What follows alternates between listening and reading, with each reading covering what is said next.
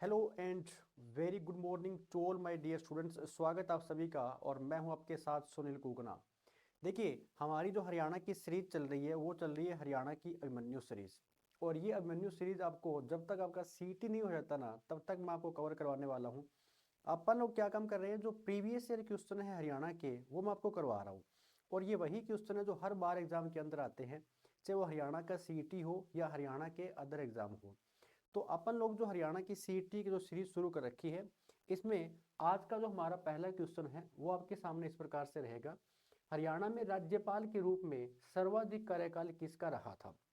देखो, यानी हम लोग एक क्वेश्चन के अंदर कम से कम 10 से 15 क्वेश्चन जो है ना वो अपन लोग कंप्लीट करके चल रहे हैं। ऐसा नहीं है कि एक क्वेश्चन को निकाल लिया, एक ऑप्शन टिक किया और आगे बढ़ गए। अपन इस क्वेश्चन को डिटेल के अंदर करते हैं। जब यहाँ पर राज्यपाल का जिक्र आया है ना, तो राज्यपाल के बारे में जितने भी क्वेश्चन बनेंगे वो सबसे पहले अपन कंप्लीट कर लेते हैं। क्वेश्चन क्या आता है कि राज्यपाल का जो पद है इसका वर्णन संविधान के कौन से आर्टिकल के अंदर किया गया है। यहां से अपन इसकी शुरुआत करेंगे। तो राज्यपाल के पद का वर्णन संविधान के आर्टिकल 153 में किया गया है। यानी अनुच्छेद पूछता है कि कौन से अनुच्छेद में राज्यपाल की पोस्ट का वर्णन किया गया है, तो 153 153 के अंदर आता है। फिर ये भी क्वेश्चन आता है, क्या राज्यपाल का चुनाव होता है? क्या चुनाव तो नहीं होता, राज्यपाल की नियुक्ति होती है। राज्यपाल की क्या होती है? राज्यपाल की नियुक्ति होती है। और नियुक्ति करने का काम कौन करता है? प्रेसिडेंट ऑफ इंडिया करता है। भारत का राष्ट्रपति जो है ना वो राज्यपाल की नियुक्ति करता है। ठीक है, ये बात भी याद रखनी है। और दूसरा, राज्यपाल का क्या कोई कार्यकाल फिक्स होता है क्या? तो राज्यपाल का कार्यकाल फिक्स नहीं होता है। अपन लोग ये नहीं कह सकते जैसे भारत का राष्ट्रपति 5 वर्ष तक रहता है, भारत का उपराष्ट्रपति 5 वर्ष तक रहता है, लेकिन जो राज्यपाल होता है ना ये राष्ट्रपति के प्रसाद पर्यंत कार्य करता है। और प्रसाद पर्यंत कार्य का मतलब ये हुआ कि जब तक भारत का राष्ट्रपति चाहे ना तब तक ये व्यक्ति अपने पद के ऊपर बना रहता है। हो सकता है कि 2 महीने के बाद इसको चेंज कर दिया जाए, हो सकता है कि 1 साल के बाद चेंज कर दे, है ना। तो कार्यकाल कोई फिक्स नहीं होता है। एक क्वेश्चन आता है कि वर्तमान में जो राज्यपाल है ना इनकी सैलरी कितनी है, इनका वेतन कितना है? तो वो आपने बता देना है। 3.5 लाख रुपए जो है ना ये 1 महीने की सैलरी होती है। किसकी? राज्यपाल की होती है, गवर्नर की होती है। ठीक है, इसके अलावा एक और क्वेश्चन आता है कि राज्यपाल को शपथ कौन दिलवाता है? ठीक है, तो शपथ दिलवाता है जो हाई कोर्ट का मुख्य न्यायाधीश होता है। हाई कोर्ट का जो मुख्य न्यायाधीश होता है ना ये किसको शपथ दिलवाता है? ये राज्यपाल को शपथ दिलवाता है। ये बात भी आपको यहाँ पे पता होनी चाहिए थी। अब देखो इसने पूछा क्या है, इसने पूछा है कि हरियाणा में राज्यपाल के रूप में सर्वाधिक कार्यकाल यानी सबसे लंबे समय तक कौन सा व्यक्ति रहा था। तो वो हमारा जो फर्स्ट ऑप्शन है ना ये बिल्कुल करेक्ट हो जाएगा। बी एन चक्रवर्ती जो है ना ये हरियाणा के सबसे लंबे समय तक राज्यपाल रहे थे। अगर हम बात करें तो जब हरियाणा बना था, जैसे हरियाणा कब बनता है? हरियाणा 1 नवंबर 1966 को बना था। ठीक है, इस समय हरियाणा के राज्यपाल कौन थे या हरियाणा के पहले गवर्नर कौन थे? तो आपने बता देना है धर्मवीर जो है ना ये हरियाणा के पहले गवर्नर थे। धर्मवीर क्या थे? हरियाणा के पहले राज्यपाल थे। लेकिन वीरेंद्र नारायण चक्रवर्ती जो है ना ये हरियाणा के दूसरे राज्यपाल बने थे। कब? ये 1967 के अंदर बने थे और 1976 तक रहे थे। 1976 के अंदर क्या हो जाती है, इनकी मृत्यु हो जाती है, वरना ये कुछ और लंबे समय तक हरियाणा के राज्यपाल के रूप में काम करते थे। ठीक है, तो सबसे लंबे समय तक यही रहे थे। एक और भी क्वेश्चन आता है कि जब हरियाणा के अंदर पहली बार प्रेसिडेंट रूल लगा था, जब हरियाणा में पहली बार राष्ट्रपति शासन लगता है, पहली बार राष्ट्रपति शासन जब हरियाणा के अंदर लगा था, प्रेसिडेंट रूल, तो पहली बार जब राष्ट्रपति शासन लगा उस समय हरियाणा के गवर्नर कौन थे? उस समय हरियाणा के राज्यपाल कौन थे? वीरेंद्र नारायण चक्रवर्ती ही थे। जय सुखलाल हाथी जो है ना ये भी हरियाणा के क्या रहे हैं? गवर्नर रहे हैं। क्वेश्चन ये भी आता है कि जब हरियाणा के अंदर दूसरी बार राष्ट्रपति शासन लगा, हरियाणा में जब दूसरी बार प्रेसिडेंट रूल लगा या फिर राष्ट्रपति शासन लगा, प्रेसिडेंट रूल यानी राष्ट्रपति शासन लगा था, वो कब लगता है, तो वो 1977 में लगता है। तो 1977 में हरियाणा के राज्यपाल कौन थे, वो आपने बताना है, जय सुखलाल हाथी थे। फिर एक और क्वेश्चन पूछ सकता है कि जब हरियाणा में तीसरी बार प्रेसिडेंट रूल लगा था, जब हरियाणा में तीसरी बार राष्ट्रपति शासन लगा था ना, उस समय हरियाणा का गवर्नर कौन था। तो तीसरी बार राष्ट्रपति शासन हरियाणा में कब लगता है, पहले तो आपको ये पता होना चाहिए। तो 1991 के अंदर लगा था, और 1991 के अंदर हरियाणा के गवर्नर कौन थे, उस व्यक्ति का नाम रहेगा दलीप लाल मंडल। ठीक है, जीडी तपासे जो है ना, ये भी क्या रहे हैं, हरियाणा के राज्यपाल रहे हैं। तो राज्यपाल को लेकर के जितने भी क्वेश्चन एग्जाम के अंदर आते हैं ना, वो सारे मैंने करवा दिए हैं। एक तो क्या पूछेगा कि नियुक्ति कौन करता है, तो प्रेसिडेंट ऑफ इंडिया करता है। राज्यपाल के पद का वर्णन संविधान के कौन से आर्टिकल में है, तो 153 में किया गया है। राज्यपाल को शपथ कौन दिलवाता है, हाई कोर्ट का मुख्य न्यायाधीश इसको शपथ दिलवाता है। ठीक है, एक और क्वेश्चन आता है कि राज्यपाल के पास में जो क्षमादान शक्तियां हैं ना, ये संविधान के कौन से आर्टिकल के अंदर आती है। राज्यपाल के पास में जो क्षमादान शक्तियां हैं, ये संविधान के कौन से आर्टिकल के अंदर आती है, तो आर्टिकल 161 161 के अंदर राज्यपाल की शक्तियों का वर्णन किया गया है। ये सारे के सारे एग्जाम में क्वेश्चन आए हुए हैं। इस क्वेश्चन का ऑप्शन क्या हो जाएगा, ऑप्शन नंबर ए हमारा करेक्ट है कि हरियाणा के सबसे लंबे समय तक गवर्नर कौन रहे थे, वीरेंद्र नारायण चक्रवर्ती रहे थे। चलिए अगला क्वेश्चन क्या कहता है, निम्न में से किस आधार पर हरियाणा को पंजाब से अलग किया गया था। अब देखो इसमें चार ऑप्शन आपको दे रखे हैं। इसने ये पूछा है कि जब हरियाणा बना था तो हरियाणा किस आधार पे बना था और कौन से स्टेट से अलग होता है। तो आप इस क्वेश्चन को डिटेल के अंदर करेंगे।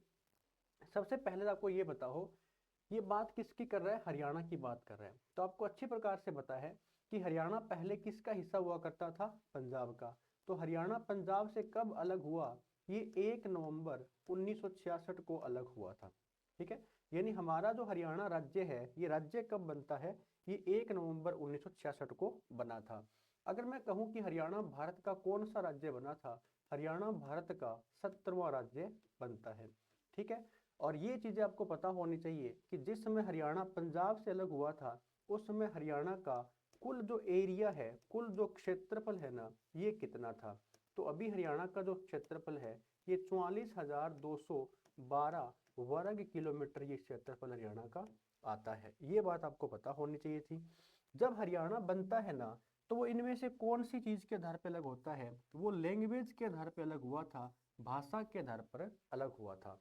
अगर हम बात करें कि हरियाणा को किसी टाइम में यूपी के अंदर भी शामिल किया गया था, तो एक टाइम ऐसा था कि हरियाणा यूपी के अंदर कब मिलाया गया था, तो 1833 के अंदर एक चार्टर एक्ट आता है।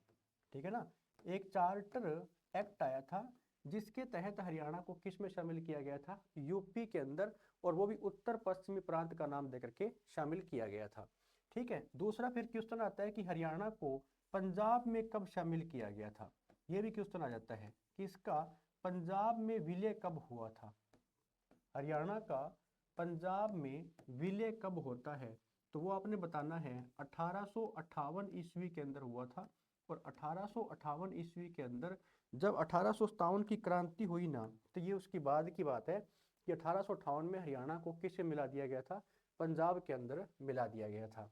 लेकिन जैसे ही पंजाब के अंदर मिलाया गया ना, तो यहाँ पर सबसे बड़ी दिक्कत किसको आ रही थी, सबसे बड़ी दिक्कत आ रही थी लैंग्वेज को लेकर के, भाषा को लेकर के। ठीक है ना, क्योंकि पंजाबी लैंग्वेज, कुछ लोग पंजाबी बोलते थे, कुछ लोग हिंदी बोलते हैं। तो हिंदी भाषा के लोग और पंजाबी भाषा के लोगों के बीच में विवाद उत्पन्न हो जाते थे, लड़ाई झगड़े होने शुरू हो गए थे। ठीक है, अगर हम बात करें कि जैसे ही 15 अगस्त 1947 में हमारा देश आज़ाद हुआ था, 15 अगस्त 1947 में जब हमारा देश आज़ाद होता है ना, तो उस समय पंजाब के जो पहले मुख्यमंत्री बने थे वो थे गोपीचंद भार्गव। उसमें पंजाब के पहले मुख्यमंत्री कौन बने थे, गोपीचंद भार्गव बने थे। ठीक है, और गोपीचंद भार्गव जो है ना, ये हरियाणा के कहाँ से थे, ये हरियाणा के सिरसा डिस्ट्रिक्ट से इनका जन्म होता है। ये भी आपने याद रखना है। तो यहाँ पर भी लैंग्वेज को लेकर के विवाद छिड़ गया था।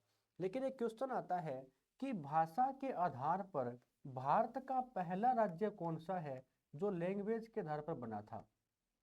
भारत का पहला राज्य कौन सा है जो भाषा के आधार पर बनाया गया था? तो पहला जो राज्य है ना वो रहेगा आंध्र प्रदेश। अपना हरियाणा तो बाद की बात है, पहला स्टेट बनता है आंध्र प्रदेश। आंध्र प्रदेश जो है ये लैंग्वेज के आधार पर कब बना था? ये 1953 के अंदर बन जाता है। ये बात भी आपने याद रखनी है। फिर अगर आपने हरियाणा के गठन को पढ़ रखा होगा तो गठन से कई बार क्वेश्चन बन जाते हैं कि देखो, एक तो एक सच्चर फॉर्मूला लागू होता है 1 अक्टूबर 1949 को। 1 अक्टूबर 1949 में उसमें पंजाब के मुख्यमंत्री कौन हुआ करते थे? वो थे भीमसेन सच्चर।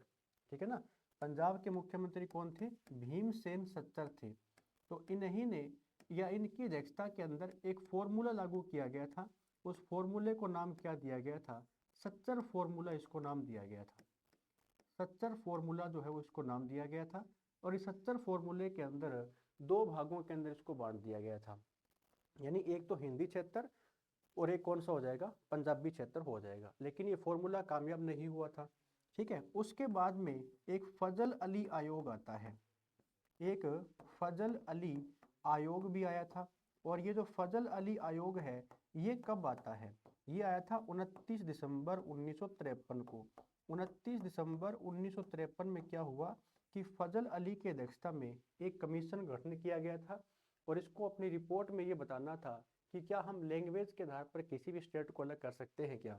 तो फजल अली आयोग ने जो अपनी रिपोर्ट सौंपी थी ना वो इन्होंने 30 दिसंबर 1955 को अपनी रिपोर्ट सौंपी थी। और अपनी रिपोर्ट के अंदर इन्होंने कहा था कि हम लैंग्वेज के आधार पर या भाषा के आधार पर किसी भी स्टेट को अलग नहीं कर सकते हैं। तो ये सारी चीज़ें आपको पता होनी चाहिए थी।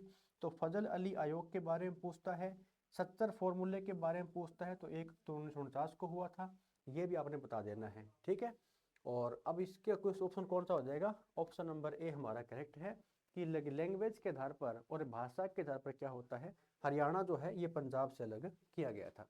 अगला जो क्वेश्चन है वो क्या कहता है स्टूडेंट्स, देख लेते हैं। इन निम्न में से कौन सा स्थल हरियाणा में चक्रव्यूह स्थल है? अब ये देखो अच्छे क्वेश्चन चल रहे हैं और ये सारे के सारे क्वेश्चन एग्जाम के अंदर आए हुए हैं, वो मैं आपको करवा रहा हूँ।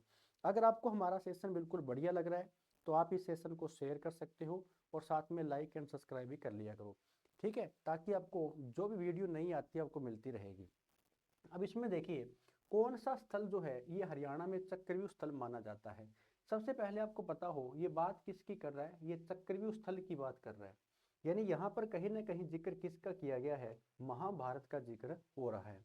तो इनके बारे में पहले मैं आपको बताता हूँ। देखिए इसका जो ऑप्शन है ये हमारा फर्स्ट करेक्ट रहेगा। अमीन जो है ना ये कहाँ पर पड़ता है? ये अमीन गांव पड़ता है कुरुक्षेत्र के अंदर। कहाँ पर पड़ता है? ये कुरुक्षेत्र के अंदर पड़ता है। ठीक है, आपको पता होगा इसी कुरुक्षेत्र में महाभारत का युद्ध लड़ा गया था। कौन सा युद्ध लड़ा गया था? महाभारत का जो युद्ध है ये कुरुक्षेत्र में ही तो लड़ा गया था। ठीक है, इस महाभारत से जितने क्वेश्चन आते हैं आप कंप्लीट करेंगे, लेकिन पहले इसके बारे में सुन लो। ये जो अमीन गांव है, या मैं चलो इसके बारे में आपको बता देता हूँ। ये जो महाभारत का युद्ध है ये कब लड़ा गया था? तो पहला क्वेश्चन एग्जाम में ये आता है, ये 900 ईस्वी में लड़ा गया था। ठीक है, महाभारत का युद्ध जो है ये कितने दिन तक चला था? ये टोटल 18 दिन तक चला था। ठीक है ना, 18 दिन तक जो है ये महाभारत का युद्ध चला था। फिर एक और क्वेश्चन आता है कि महाभारत का प्राचीन नाम क्या था?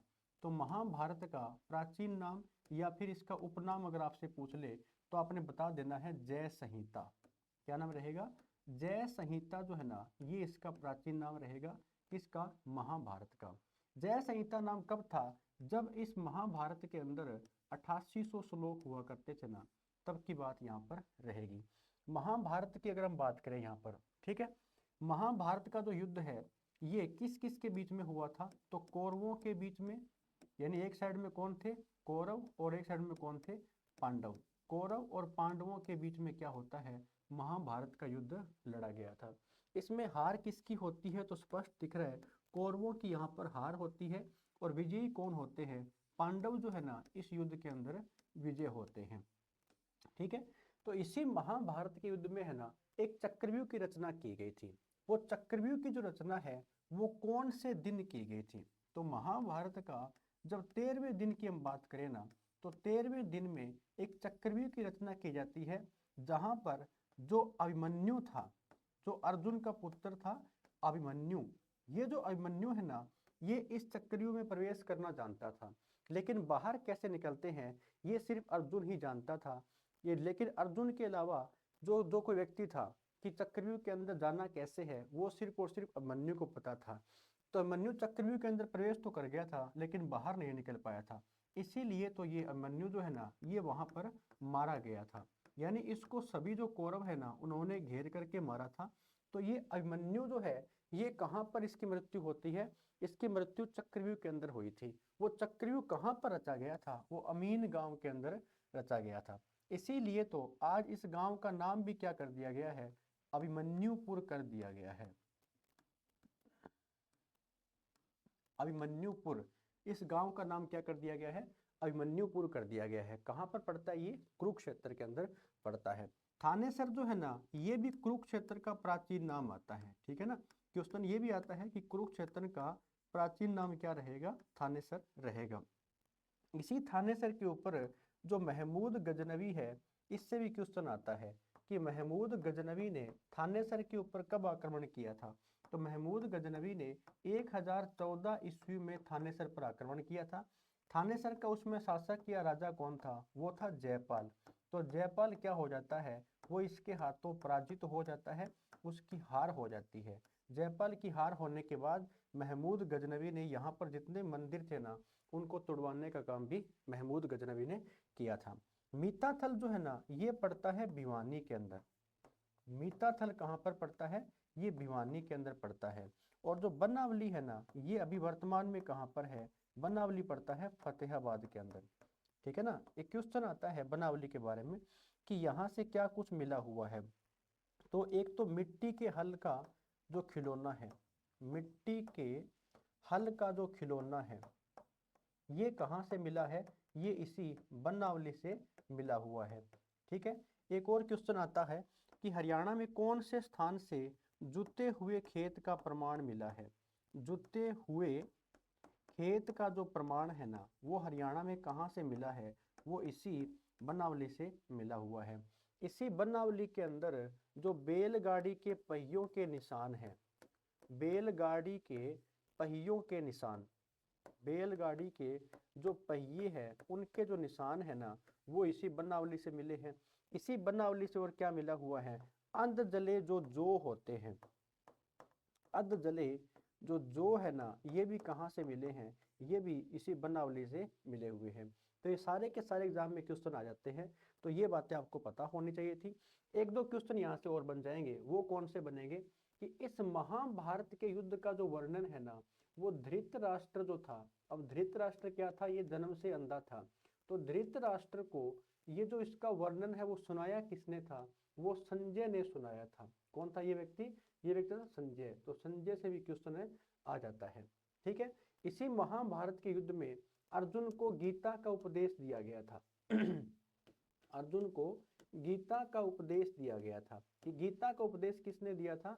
भगवान श्री कृष्ण ने। तो पूछते हैं कि कहाँ पर दिया था ये ज्योतिषर के अंदर दिया गया था, ज्योतिषर में। और कौन से वृक्ष के नीचे? तो वट वृक्ष यहाँ पे आ जाता है। कौन सा रहेगा? वट वृक्ष के नीचे इसको क्या दिया गया था? गीता का उपदेश दिया गया था।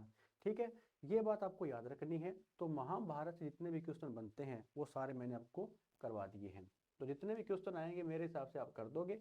इस क्वेश्चन का ऑप्शन कौन सा हो जाएगा? ऑप्शन नंबर हमारा फर्स्ट जो है ये करेक्ट रहने वाला है। अगला क्वेश्चन क्या कहता है देख लेते हैं। देखो क्वेश्चन आ भी गया ना यहाँ पर कि श्री कृष्ण ने अर्जुन को गीता का उपदेश कहाँ पर दिया था। अब ये जो क्वेश्चन है मैंने आपको अभी करवाया है कि जो भगवान श्री कृष्ण थे ना, ये अर्जुन के क्या थे? सारथी थे। और उन्होंने अर्जुन को समझाया था कि इसके खिलाफ में, कौरवों के खिलाफ में, कि उनको मारना कैसे, इनका वध कैसे करना है। तो श्री कृष्ण ने क्या काम किया था? अर्जुन को गीता का उपदेश दिया था। अर्जुन से एक और क्वेश्चन आता है, जो अर्जुन का रथ था ना, इसके सारथी कौन थे? भगवान श्री कृष्ण थे। लेकिन रथ के ऊपर हनुमान जी का भी चित्र था। यहाँ पर रथ के ऊपर क्या था? जो बजरंग बली थे ना, हनुमान जी, इनका भी चित्र इनके ऊपर था। और आपने देखा होगा कि महाभारत के युद्ध के अंदर जब कर्ण अपने घातक हथियार छोड़ रहा था, घातक अस्त्र छोड़ रहा था ना, उनका भी असर इसके ऊपर नहीं हुआ था, क्योंकि ऊपर कौन बैठे हैं, बजरंग बली बैठे हैं। और बजरंग बली ने अपनी शक्ति से, या भगवान श्री कृष्ण जब खुद उस रथ के ऊपर बैठे हैं, तो उन्होंने खुद इस पूरे रथ को संजोए रखा था। ठीक है ना, याद रखना। तो श्री कृष्ण ने गीता का उपदेश कहाँ पर दिया था? अभी मैंने बताया, ऑप्शन नंबर बी हमारा करेक्ट हो जाएगा, ज्योतिषर के अंदर दिया था। ये पांडु पिंडारा कहाँ पर पड़ता है? ये पांडु पिंडारा पड़ता है जींद के अंदर। ठीक है ना, और जींद को हम क्या बोलते हैं? इसको मिल्क सिटी भी कहा जाता है। जींद को क्या कहा जाता है? इसको मिल्क सिटी भी कहा जाता है। और क्या क्वेश्चन आता है जींद से? पांडु पिंडारा जींद के अंदर है। इसी पांडु पिंडारा के ऊपर जो पांडव थे ना, उन्होंने 12 वर्ष तक इंतजार किया था। 12 वर्ष तक वेट किया था। किसका वेट किया था? तो सोमवती अमावस्या का किया था। सोमवती जो अमावस्या होती है ना, इसका वेट किया गया था। लेकिन कहते हैं कि सोमवती अमावस्या जो है, ये वेट करने पर भी नहीं आई थी। तो इसी पांडु पिंडारा में जो जो अपने कौरव, ये पांडव थे ना, उन्होंने अपने पूर्वजों का पिंडदान भी यहीं पर किया था। अपने पूर्वजों का जो पिंडदान है, वो इसी पांडु पिंडारा के अंदर किया गया था। तो क्वेश्चन ये भी आता है कि हरियाणा का लघु हरिद्वार किसे कहा जाता है? हरियाणा का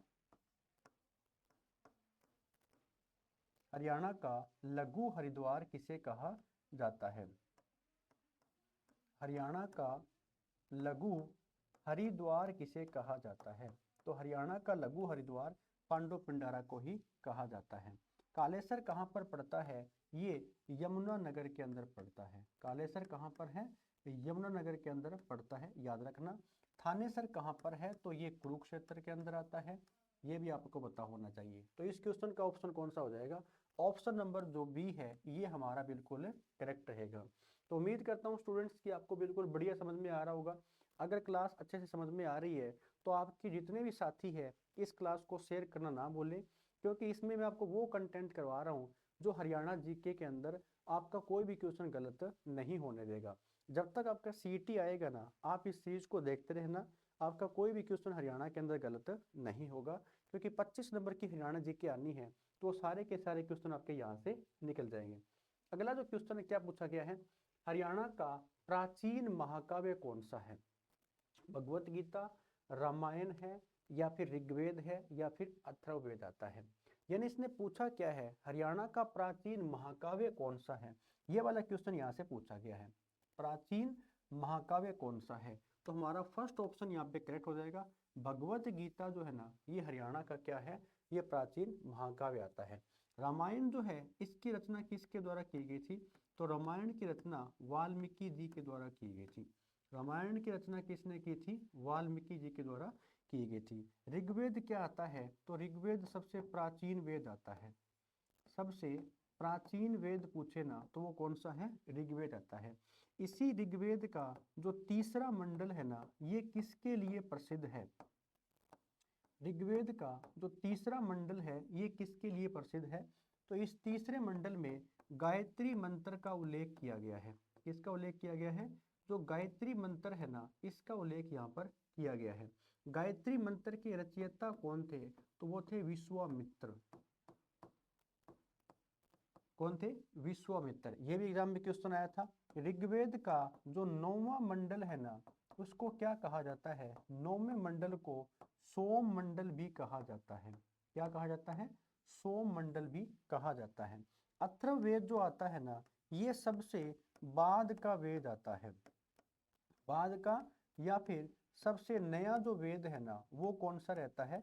वो अथर्ववेद ही रहता है। अथर्वा ऋषि के नाम पे इनका नाम क्या पड़ गया था? अथर्ववेद इसका नाम हो जाता है। ठीक है ना। तो हरियाणा का सबसे प्राचीन महाकाव्य कौन सा हो जाएगा? वो हो जाएगी भगवत गीता। ठीक है। चलिए अगला क्या कहता है क्वेश्चन, आप देख लेते हैं। निम्न में से कौन सा अति प्राचीन नगर नहीं है? पंचकुला, रोहतक, पानीपत, सोनीपत। देखो, आपको यहाँ पे पता होना चाहिए कि सोनीपत का प्राचीन नाम क्या हुआ करता था? स्वर्णप्रस्थ हुआ करता था। क्या नाम था? स्वर्णप्रस्थ हुआ करता था। इसी पानीपत का प्राचीन नाम क्या हुआ करता था? तो पानप्रस्थ हुआ करता था। पानप्रस्थ जो है ये इसका प्राचीन नाम हुआ करता था। रोहतक की अगर आप बात करें तो ये भी क्या था, एक प्राचीन नगर में से एक है, लेकिन इसका फर्स्ट ऑप्शन हमारा करेक्ट हो जाएगा। पंचकुला जो है ना ये प्राचीन नगर नहीं है, क्योंकि पंचकुला जो है ये कौन से डिस्ट्रिक्ट से अलग हुआ था, पंचकुला अलग होता है अंबाला डिस्ट्रिक्ट से। ठीक है, अब पंचकुला अंबाला डिस्ट्रिक्ट से कब अलग हुआ था ये आपने कमेंट करके बताना है कि पंचकुला हरियाणा का डिस्ट्रिक्ट कब बना था। रोहतक है तो रोहतक के अंदर एक जगह प्रसिद्ध है, कौन सी, वो है खोखरा कोट। कौन सी है, खोखरा कोट। और इस खोखरा कोट से क्या क्वेश्चन आते हैं, जो इंडो ग्रीक सिक्के हैं ना ये हरियाणा में कौन से स्थान से मिले हैं, तो इंडो ग्रीक सिक्के हरियाणा के अंदर ये खोखरा कोट से मिले हुए हैं। तो ये भी एग्जाम के अंदर क्वेश्चन आता है। ठीक है, या फिर और क्वेश्चन भी बन सकता है खोखरा कोट से। पानप्रस्थ क्या है, ये पानीपत का नाम था। इसी पानीपत को और क्या कहा जाता है, इसे बुनकरों का शहर भी कहा जाता है। क्या बोलते हैं इसको, बुनकरों का शहर भी इसको कहा जाता है। ठीक है, हैंडलूम का शहर भी किसे कहा जाता है, तो हैंडलूम का जो शहर है ये भी पानीपत को ही कहा जाता है। ठीक है, अगर हम बात करें कि सेना में जो 75% तक जो कंबल जाते हैं ना वो कंबल हरियाणा के कौन से डिस्ट्रिक्ट जाते हैं, वो पानीपत से ही जाते हैं। पानीपत ही हरियाणा का वो डिस्ट्रिक्ट है जो 2 बार बना था। सोनीपत की अगर हम बात की जाए तो सोनीपत के अंदर एटलस साइकिल जो है इसका उद्योग सबसे प्रसिद्ध आता है। जो एटलस साइकिल होती है ना इसका उद्योग सबसे प्रसिद्ध कहाँ का है, ये सोनीपत का ही रहता है। ठीक है, तो ये सारी चीजें अपन एग्जाम के अंदर आने वाली है और सारे क्वेश्चन मैं आपको करवा चुका हूँ। तो इसका ऑप्शन कौन सा हो जाएगा, ऑप्शन नंबर ए हमारा करेक्ट है। पंचकुला जो है ये हरियाणा का डिस्ट्रिक्ट है, बाद के अंदर बना था, लेकिन प्राचीन नगरों में से पूछे तो रोहतक, पानीपत और ये कौन सा हो जाएगा, सोनीपत हो जाएगा। अगला जो क्वेश्चन है क्या कहते हैं, बनावली हरियाणा के किस जिले में स्थित है। अभी पीछे मैं आपको बता करके गया था कि चाहे बनावली हो या राखीगढ़ी हो, यहाँ से बहुत सारे क्वेश्चन एग्जाम के अंदर बन जाते हैं। अगर हम बात करें बनावली की तो ये पूछा गया ना, बनावली, बनावली हरियाणा के फतेहबाद डिस्ट्रिक्ट के अंदर आती है। मैंने अभी आपको करवाया था कि बनावली से क्वेश्चन क्या आ जाते हैं। देखो किसी टाइम में बनावली जो है ना ये हिसार का हिस्सा हुआ करता था, लेकिन जैसे ही हिसार से फतेहबाद अलग हो गया तो ये कहाँ पर आ गया, फतेहबाद से आ गया था। ये जो बनावली है इसके बारे में भी मैंने बताया कि जुते हुए खेत के जो प्रमाण है, जुते हुए खेत के जो प्रमाण है ना, जुते हुए खेत के प्रमाण ये कहाँ से मिले हैं, तो ये बनावली से मिले हैं। दूसरा क्या ऑप्शन यहाँ से आ जाता है कि यहाँ पर जो बैलगाड़ी के जो पहिए के निशान हैं, बैलगाड़ी के जो पहिए के निशान हैं, बैलगाड़ी के पहिए के जो निशान है ना वो यहाँ से मिले हैं। इसी बनावली से अगर हम कहें तो मिट्टी की आकृति का बना, मिट्टी से बना जो हल है, मिट्टी से बना जो हल का खिलौना है ये भी कहाँ से मिला है, ये बनावली से ही मिला हुआ है। तो ये सारे क्वेश्चन कहाँ से आते हैं, बनावली से आ जाते हैं। इसी हिसार के अंदर एक प्रसिद्ध शहर है, कौन सा, वो आता है राखीगढ़ी। कौन सा रहेगा, राखीगढ़ी जो है ना इसके बारे में याद रखना है आपको। ठीक है, तो राखीगढ़ी से एक तो आता है कि जो प्रेमी जोड़े के कंकाल है, प्रेमी जोड़े के जो कंकाल है ये कहाँ से मिले हैं, ये राखीगढ़ी से ही मिले हैं। क्वेश्चन ये भी आता है कि 4500 वर्ष पुरानी सभ्यता के प्रमाण, 4500 वर्ष पुरानी सभ्यता के प्रमाण या फिर 5000 वर्ष पुरानी सभ्यता के प्रमाण ये कहाँ से मिले हैं, ये बनावली से ही मिले, ये राखीगढ़ी से मिले हुए हैं। तो ये सारे क्वेश्चन एग्जाम के अंदर आते हैं, आपने इसको अच्छे प्रकार से याद कर लेना है। ठीक है ना, तो कौन से, प्रेमी जोड़े के कंकाल हो जाएगा, 4500 वर्ष पुरानी सभ्यता हो जाएगी, 5000 वर्ष पुरानी सभ्यता हो जाती है, तो राखीगढ़ी। राखीगढ़ी जो है ना ये हरियाणा के अंदर या भारत के अंदर हड़प्पा का सबसे बड़ा स्थल आता है। हड़प्पा का सबसे बड़ा स्थल अगर आपसे पूछ ले तो वो कौन सा आता है, वो राखीगढ़ी आ जाता है। अब एक तो क्वेश्चन हड़प्पा से आते हैं, एक तो क्वेश्चन आ जाएगा हड़प्पा की जो खोज है ना ये किसके द्वारा की गई थी, तो हड़प्पा की खोज की गई थी 1921 के अंदर। 1921 में इसकी खोज होती है तो किसके द्वारा की गई थी?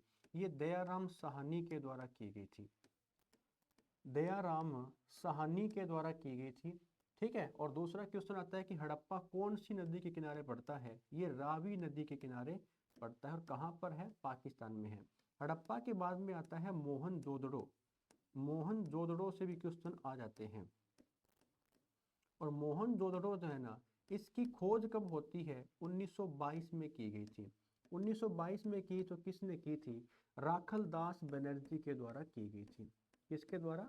राखल दास बनर्जी के द्वारा जो है ना, वो इसकी खोज की गई थी, राखल दास बनर्जी के द्वारा।